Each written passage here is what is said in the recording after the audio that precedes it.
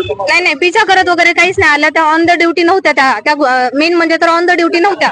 तरी पण त्यांनी आम्हाला पाठला केला असं बोलत आहेत. बट त्यांनी ताना वगैरे काहीच काढले नाही. त्या गोष्टीमध्ये त्यांनी सरासर खोटं बोललेले की मी ताना काढत त्यांना इथं आणलेलं आहे. त्यांनी फक्त बघितलं आम्हाला आणि 2 मिनिट बाळा साईडला गाडी घे बोलल्या आम्ही साईडला गाडी घेतलेली. त्या टायमिंगला त्यांनी आम्हाला उतरल्या ए तू मायघाली आहेस का असं शब्द वापरून लगेच त्यांनी आम्हाला मारहाण स्टार्ट केली. मेन म्हणजे ही पेशंट असताना हिला मारहाण केली तिने. आम्ही रिपोर्ट दाखवत असताना त्यांनी आमची एकही गोष्ट ऐकली नाहीये. त्याच्यामध्ये मारहाण, शिव्या आणि मेन म्हणजे तर मायबापाविषयी बोलले ते की तुमच्या मायबापांनी तुम्हाला मजाक मध्ये काढलेले आहे की असं बोलल्या त्या. ह्या एवढ्या घाण शब्दांनी बोलल्या. आणि मेन म्हणजे त्यांची मुलगी पण साईडला होती. त्यांनी बोलल्या की मी माझ्या मुली प्रमाणे हे सगळं बोलते म्हणून की बाबा तर त्यांनी त्यांच्या मुलीला पण असंच बोलायला हवं की त्याच भर चौकामध्ये असंच बोलायला हवं. त्यांच्या मुलीला पण हे शब्द बोलायला.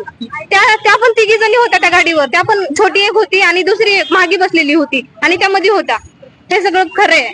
फक्त तुमच्यासाठी आहे, त्यांच्यासाठी नाही का? हा, त्यांच्यासाठी नसेल ना, कारण ते त्यांच्या वर्दीचा वापर करत नाहीत ना, ते गैरवापर करत आहेत. पण खूप गैरवापर करत आहेत. बट आम्हाला आता म्हणजे असं तोंड उचलून चलायचं म्हणलं तर भीती वाटत आहे. कारण लोक आम्हाला बोलत आहेत की तुम्हाला पोलिसांनी मारलं म्हणजे तुम्ही काहीतरी केलं असेल असं बोलत आहेत सगळे. त्यांच्यावर काय कारवाई झाली पाहिजे? ते निलंबित व्हायला पाहिजे म्हणजे पाहिजे. कारण त्यांनी याच्या अगोदर पण खूप असंच केले, खूप पोरींना असंच केले.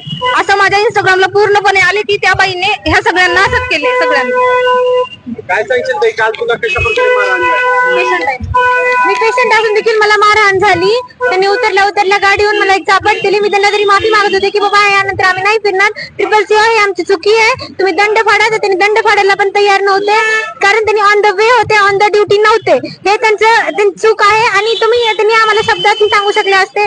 वाटलं तर त्यांनी आमची गाडी चावी घ्यायला हवी होती किंवा दंड फाडल्यानंतर आम्ही तुला चावी देऊ या तू दंड भरल्यानंतर आम्ही तुला चावी देऊ. पण त्यांनी तसा काही न करता आम्हाला मारहाण करून, आम्हाला शिव्यागाळ करून सोशल मीडियावर व्हिडिओ व्हायरल झाला आहे.